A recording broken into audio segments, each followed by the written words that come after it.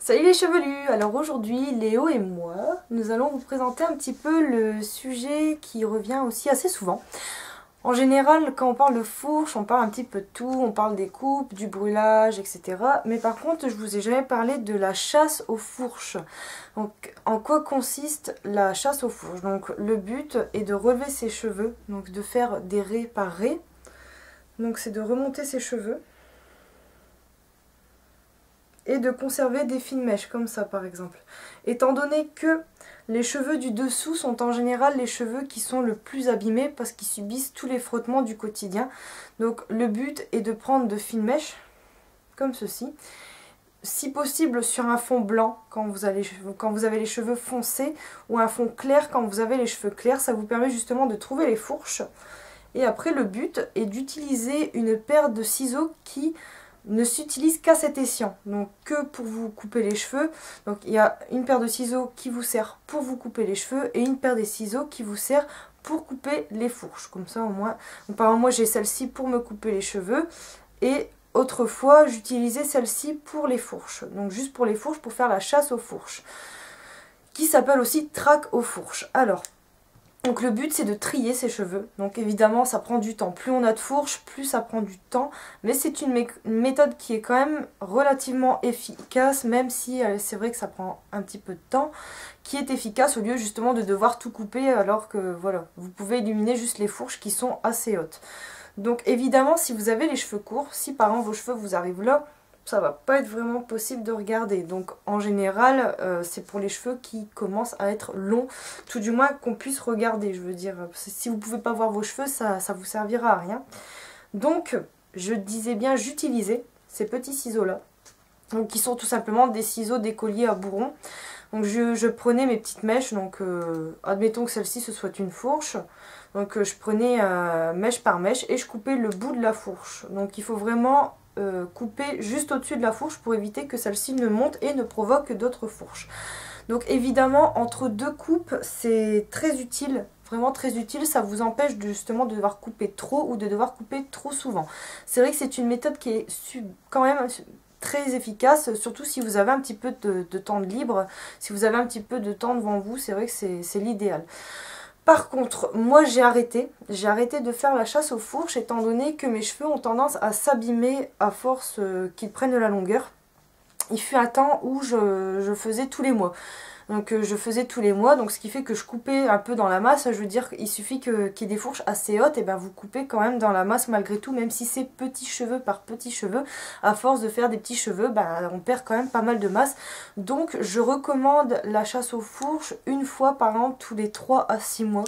C'est vrai que 6 mois ça fait quand même beaucoup, mais minimum tous les 3 mois c'est déjà très très bien, parce que sinon justement vous allez vous retrouver avec des cheveux qui s'affinent et vous allez devoir les couper. Donc l'idéal c'est quand même d'avoir des pointes suffisamment épaisses, d'avoir quand même de la masse au bout, sinon vos cheveux ne ressemblent plus à rien, ils sont trop fins, ils perdent en masse et c'est vraiment pas beau. Donc c'est une technique qui est très intéressante, mais il faut vraiment pas en abuser.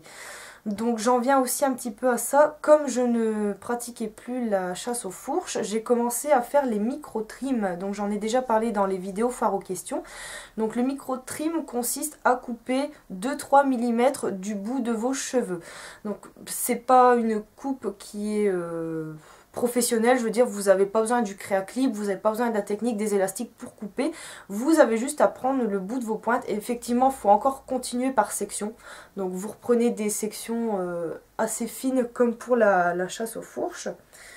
Voilà, donc bon, là j'ai juste un élastique, mais l'idéal c'est d'avoir une pince pour remonter ses cheveux.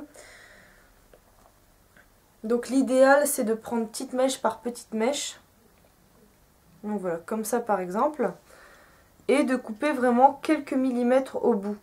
Ça sert à rien de faire plus.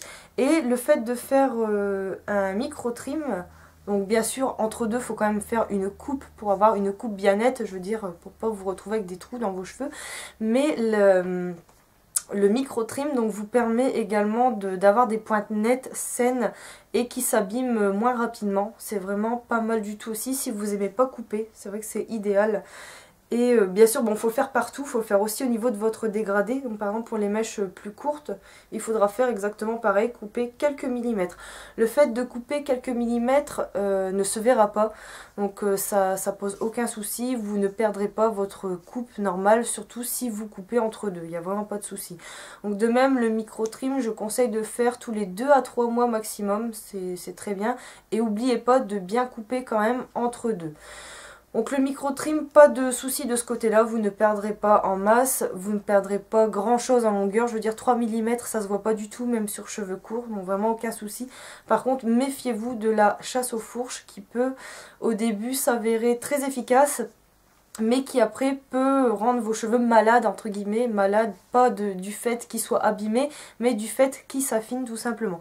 Donc effectivement c'est une chouette technique. On m'a parlé également du split ender, je ne sais pas si vous connaissez, c'est un appareil que vous passez dans vos cheveux et qui apparemment sectionnerait les fourches, je ne sais pas du tout comment ça fonctionne.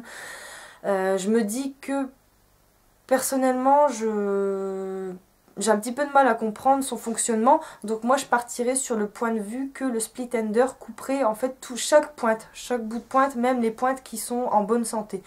Donc je recommande pas forcément, mais c'est vrai que c'est peut-être un appareil qui peut être sympa.